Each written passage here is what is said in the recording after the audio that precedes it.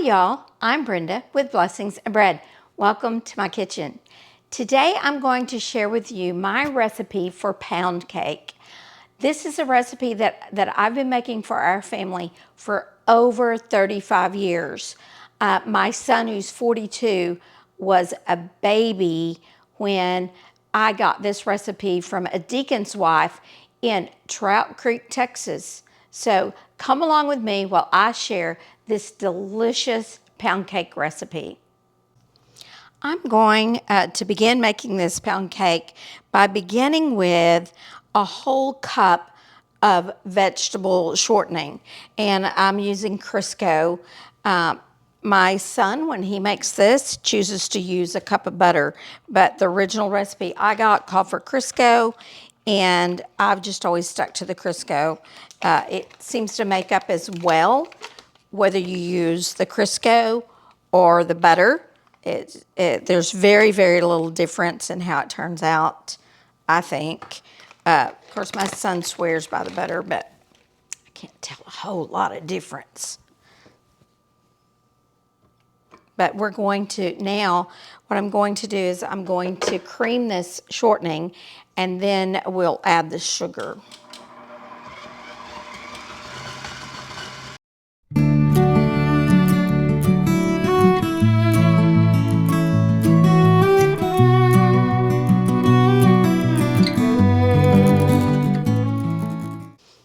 Now that the shortening is kind of mixed up a little bit, I'm going to go ahead and add my sugar.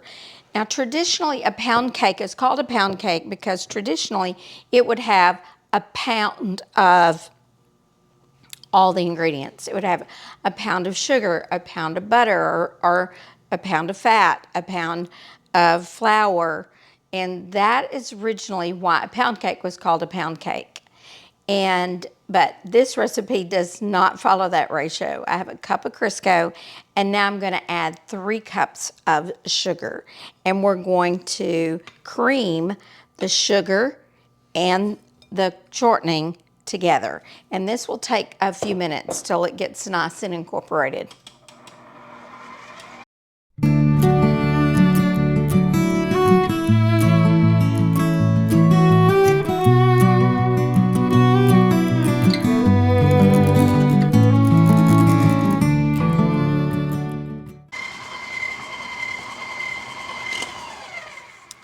Once the butter and sugar are mixed together very well, or we call it creaming them together, next we're going to add the egg yolks one at a time.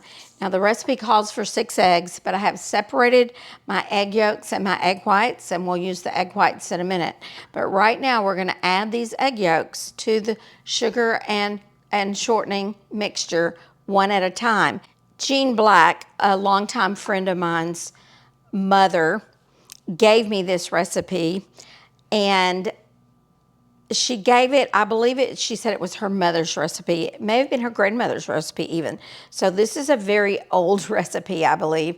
Her daughter-in-law, I know, watches my videos, so Anita, you might know if it was Jean's mother's or grandmother's. You could put that in the comments for me if you're watching this. But she told me that her mother or grandmother told her the secret to this cake is beating it a long time after you add each egg yolk. So we want to really incorporate each egg yolk extremely well into the butter and sugar mixture. So don't get in a hurry with this, just take your time. If you don't have a stand mixer, you can also make this with a hand mixer. You can stir it by hand, but it will be a lot of work to stir this by hand. You can do it, though. It'll just be a lot of beating in egg yolks. All right, so I'm going to start, and I'm going to slowly do 1 egg at a time and beat them in thoroughly.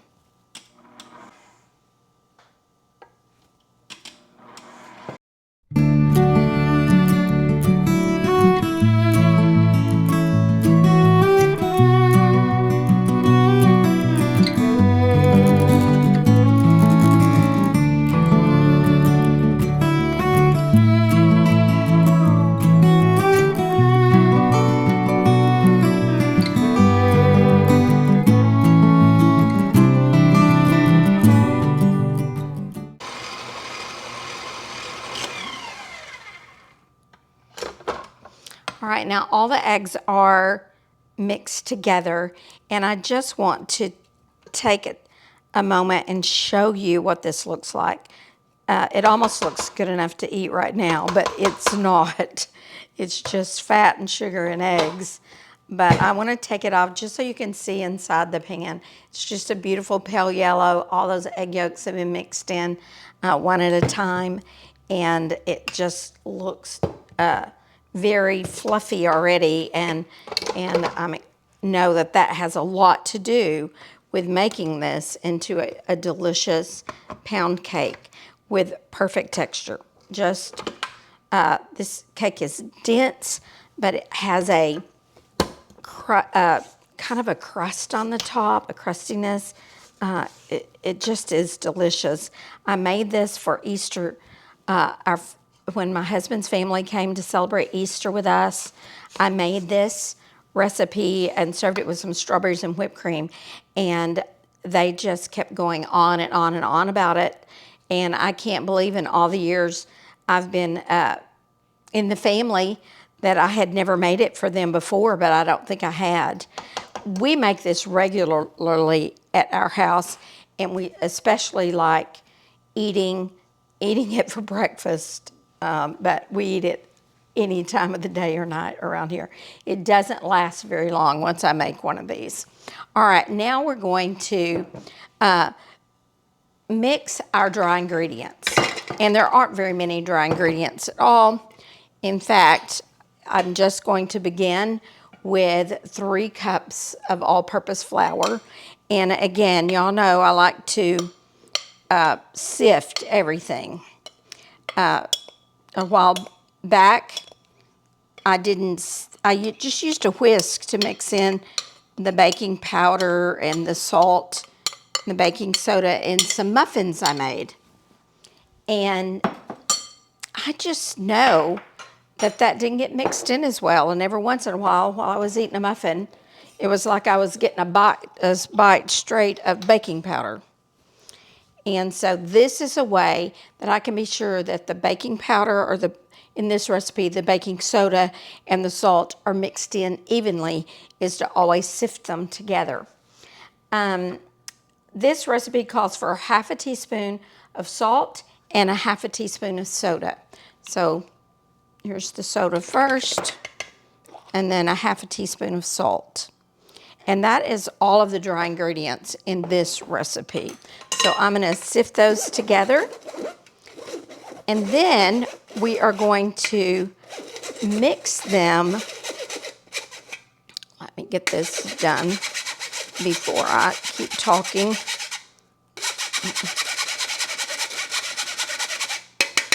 Okay. Now I'm going to mix the dry ingredients alternately with 1 cup of buttermilk. And I'll start with the flour and I'll end with the flour. So I'm gonna do 1/3 of the flour, then 1/2 of the buttermilk, another 1/3 of the flour, then the rest of the buttermilk, and then finish up with the final 1/3 of the flour. All right, so I'm gonna begin, and I'm just guessing on this. It's not anything we have to measure. I'm gonna do about 1/3. So about 1 cup is what I should do. And now we'll mix that in.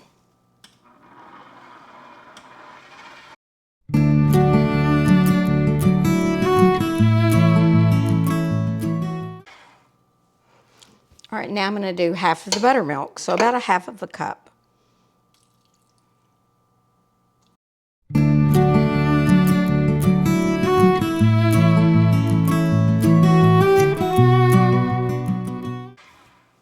All right, now another 1/3 of the flour.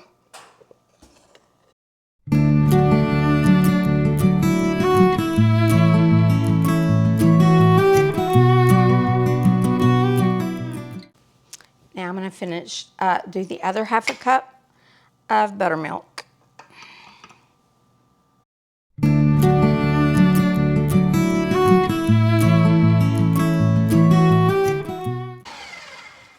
And we will end with the last cup of flour, or dry ingredients.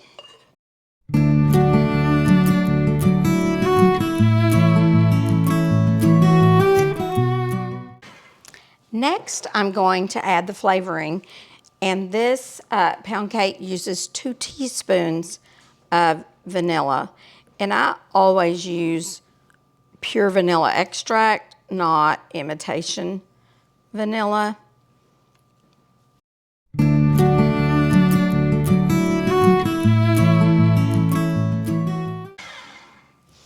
I know pure vanilla extract is much more expensive than the imitation, but I think it makes a big difference.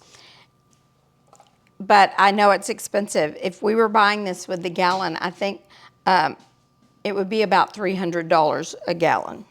So we think gasoline is expensive, but that's why glad it only takes a little bit to make it flavorful. All right, I'm going to scrape this down and maybe just give it one more little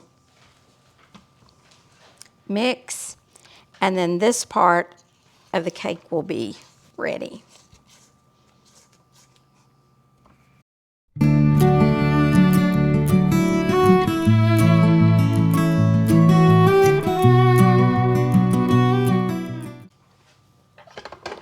All right, now this part of the batter, cake batter, is ready.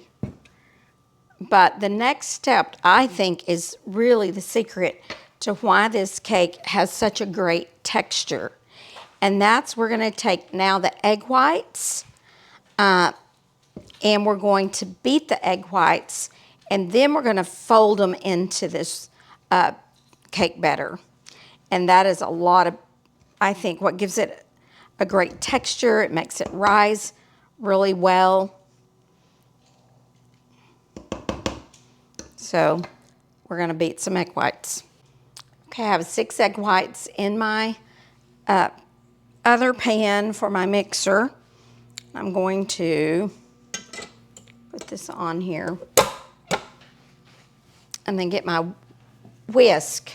Now, before I put my egg whites in, I made this pan very clean so there would be no oil or grease left on it. And I even took a little bit of lime juice and put it on a paper towel and wiped out the bowl, and that will make sure your egg whites will whip well. Now, I want to beat these egg whites until they're very full, but I don't want to overdo them. I want them to still have probably a soft peak when I'm finished, because we're going to need to be able to fold them into the other batter. So let's beat these egg whites.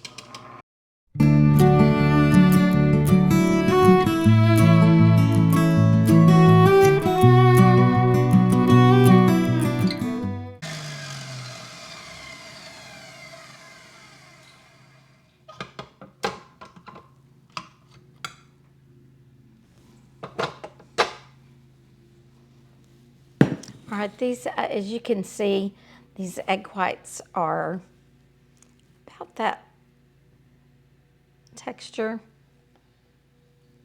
You can see the egg whites are stiff, but they're still kind of will make fall over just a little bit. So they're at a perfect consistency there to fold in easily. So the next thing we're going to do now is I want to get all the batter off of this beater. And then we're going to fold in the egg whites.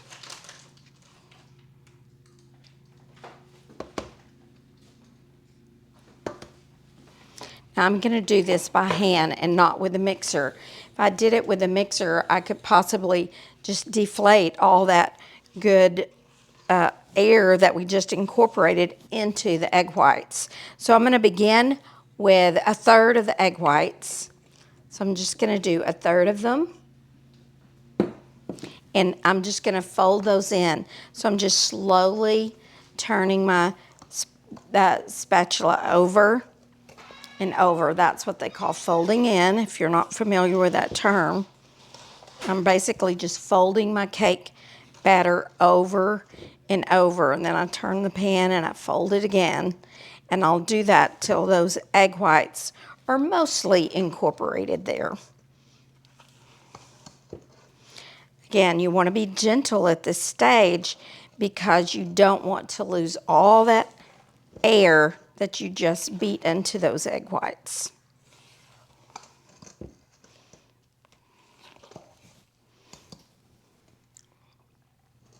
All right, now we're going to go ahead and add another third of the egg whites.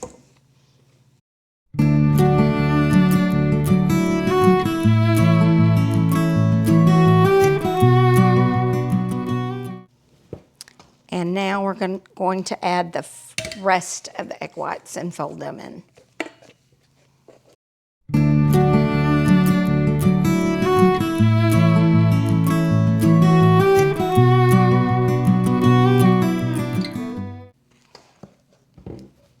This takes a little bit of time, but it is important to take your time to do this.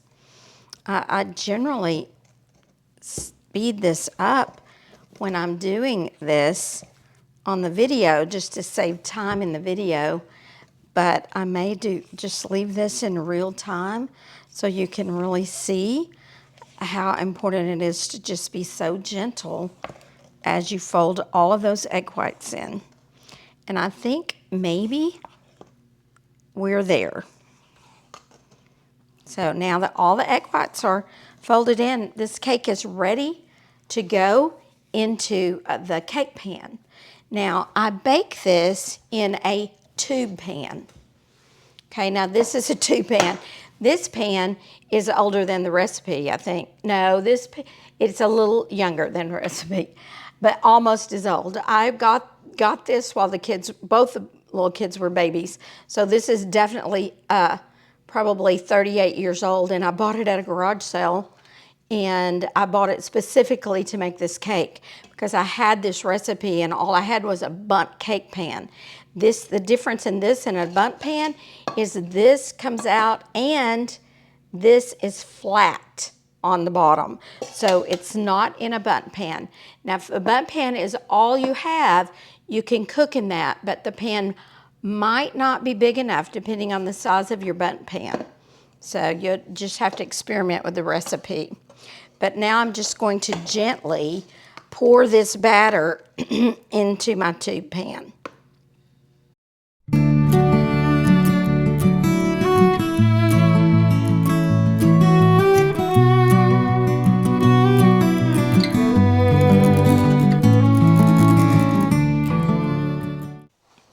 I will confess as well, I have a little confession to make. I love to lick the bowl on this particular cake.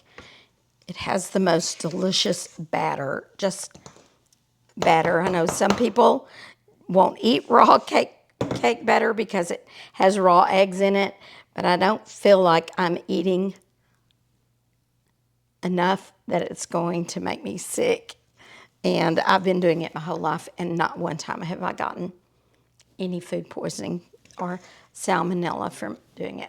All right, now we're going to put this cake in the oven at 350 degrees, and it will bake for an hour and 10 minutes. And it usually absolutely takes the whole hour and 10 minutes. But after an hour, I will check it with a toothpick or a cake tester in case it's done a little bit early. But usually it does take a whole hour and 10 minutes. Well, I'm back. My cake is now out of the oven. I cooked it for the entire 1 hour and 10 minutes.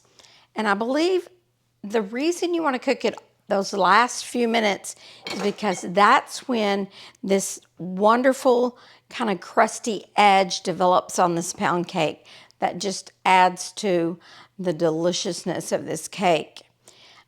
This cake will be good tonight, but it will be even better tomorrow and even the next day. It's like it gets better with time and with as the days go by. This cake is probably never in my house more than 3 days. It will be gone, every bite. And I don't know if I've ever thrown out a bite of this cake. So I'm going to go ahead and cut it and show you just a slice.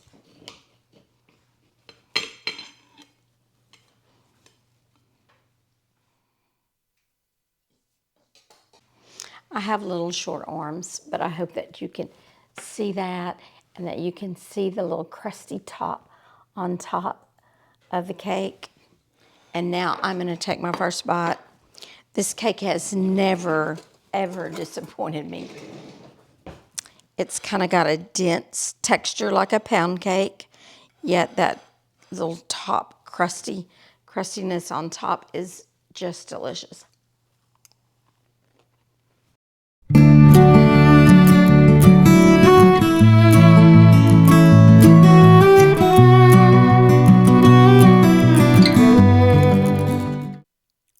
That was amazing as always. It's a very, very good. In fact, it was still almost just a little bit warm. It's been out of the oven for, maybe 2.5 hours, but it was still felt like it was just a little bit warm. Rod's favorite way to eat it is to put a little thin slice of butter on it and heat it in the microwave, but I prefer it just at room temperature. Again, this will be the best pound cake recipe I think you will ever make. And I want to once again thank my dear friend, Jean Black, who's gone on to be with the Lord. But I treasure this. This is like a tradition in our house. It's kind of one of our cake legacies. All my children make it, and we all love it. I want to take a moment too to thank Shaylee and Lori for encouraging me to make this video. I made this recipe for our Easter lunch, and everyone was so impressed that they encouraged me to make this video for my YouTube channel. It's a very simple, very, very plain cake, but it's still probably one of my top 5 cakes that I prefer to bake and eat. And I hope you will try this recipe. I've enjoyed sharing this with you. I hope I will see you the next time I'm in my kitchen, on my porch, or in my garden.